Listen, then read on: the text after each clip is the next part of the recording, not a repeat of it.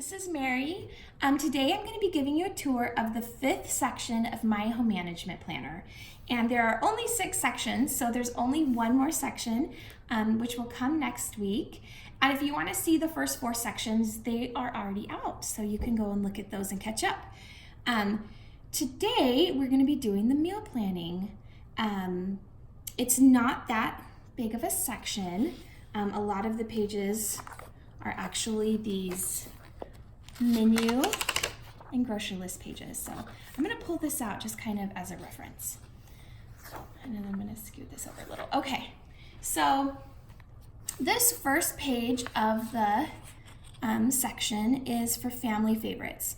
And here I would make a list of all of our favorite meals. For lunch, this is actually more like lunch ideas of what to pack in my kids' lunch, their like favorites, the things they'll really eat.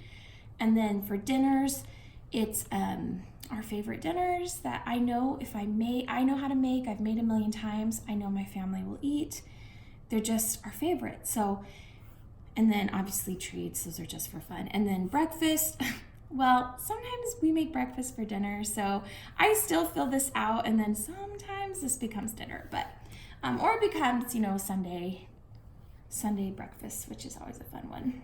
All right, so when you're gonna come, and this page is at the end of this section, and you're going to make your grocery list and your weekly menu, you're gonna be able to come here and grab a few of your favorites from this list and then pepper them throughout the week. To me, if I put a couple of our favorites every week, I know that there's gonna be meals that I'm making that everybody's gonna eat, and it's gonna be satisfying, it's gonna be easy to make, then it just makes the week go by easier. So this is a really important page when you're planning your grocery list and menu. All right, so the next page is the kitchen staples. So I've seen pages out there, printables online, where they'll go through kitchen staples and they'll list like literally everything you would use in a kitchen. And that way, when you make your grocery list, you can look through this list of every item in your kitchen and see if you need anything. For me, I don't need to be reminded of things like aluminum foil because I maybe go through 1 box a year. I don't tend to use a lot of aluminum foil, but I still have it in my kitchen. So for me, it doesn't make sense to write that in the pantry because when I go through that 1 box, I'm gonna remember to put it on my grocery list and it'll be fine. So I use this section for more of our staples, things we are using regularly every week. And for my fridge, it would be things like milk and eggs and cheese and cranberry juice. I love cranberry juice. They're like the fresh kind. And then for like the pantry, it would be peanut butter, extra jars of jelly, boxes of mac and cheese, the things that get kind of used and regularly are needed. So that way, when I make my grocery list and menu, I can look through my staples and just kind of mentally check, or physically, sometimes I'll just like go in the kitchen and say, okay, how many boxes of mac and cheese do I have left? Or how much peanut butter is there in the pantry? Sometimes, these are the things you're using all the time. You kind of know. So when you're making your grocery list, you're like, oh yeah, I'm almost out of that. And then you'll put it on your list. We also have a list just to say, in our kitchen, I keep a running list, which I've been trying to teach my kids that when they need anything, like they need something for school or the kitchen, they are supposed to write it on this list that I always reference when I'm making my grocery list. And also, if they are the last ones to use something, like they use up a thing of milk, they need to write milk on the grocery list. It's still training, so I still kind of need to look at this and kind of verify myself, but also their list is starting to be really useful to me. And of course, I add to it myself when I'm in the kitchen, like if I end up, finish up a spice bottle or something, I'll write it on the list.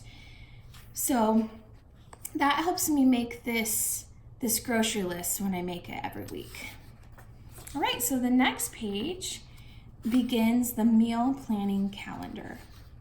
All right, so this, I kind of use it similar to our favorite recipes, except for this is kind of like a tracker. So it's just a small little box. So I'd write, like tacos. We have tacos on Tuesdays a lot.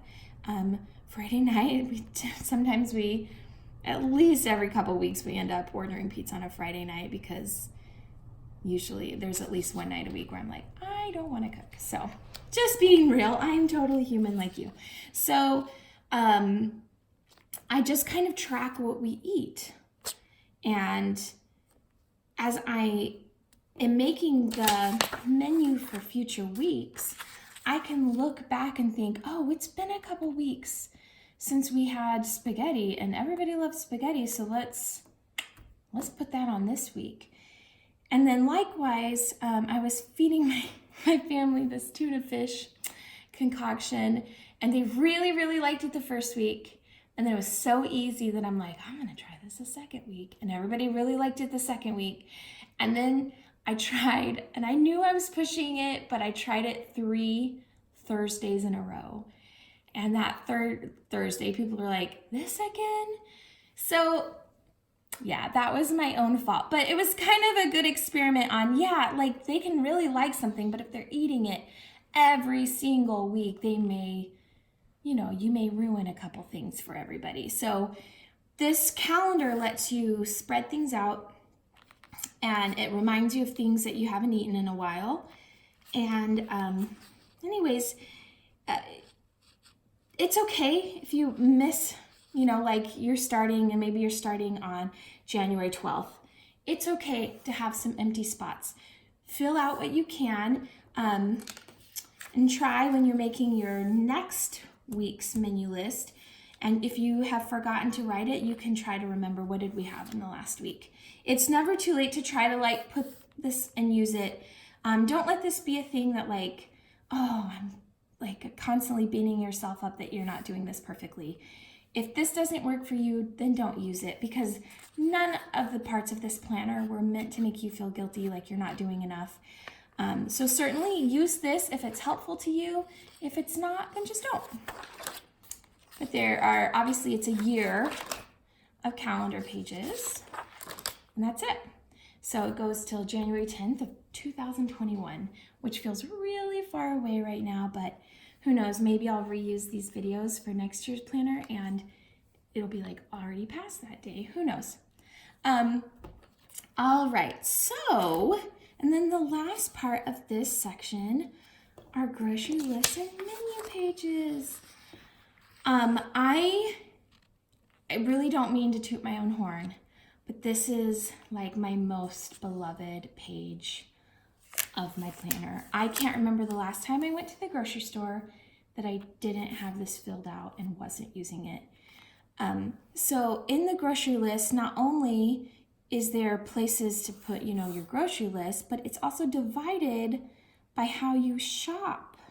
So you're in the middle aisles, the pantry section, you're in the produce section, you're in the fridge section, which is usually along the edges, or you're in the freezer section, which is usually clumped together. And this really helps you navigate the grocery store in a way that makes sense. And really any grocery store, because you can go in a different order that makes sense for how you would walk around your grocery store. And then this is the menu. And I like them being on the same page because as I write down what we're gonna have, I write down the ingredients. Now, I sometimes will write down something and then get so excited with another idea of something I've thought of that I will forget to write down the ingredients of this one. And I have sometimes gotten to the grocery store and realized, we're having tacos on Tuesday. Why aren't there any taco ingredients on this list? Okay, so I'm just showing you how my brain is just really, sometimes it's a little full, and this is why I need a planner, is because I can get a little crazy and a little frazzled sometimes. So, or frazzled's not the right word. I'm not really a frazzled person, but I can just kind of get in my own head and be forgetful at times. So a planner really like keeps me sane because it becomes my brain.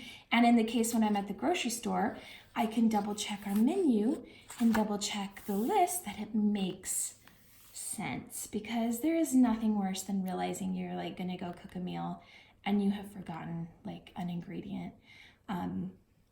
No one like dreams of running to the store last minute as they're trying to cook dinner. So I hope that this helps you like it helps me. Excuse me. So there's lots of these pages in here, but not enough for a whole year. So you may want to add on some more of these packages. Of course, if you bought the download, then you can just reprint as many as you need. And that's it. So that is the beautiful, glorious meal planning section. And I hope it really helps you. And I look forward to showing you the last section of my planner next week.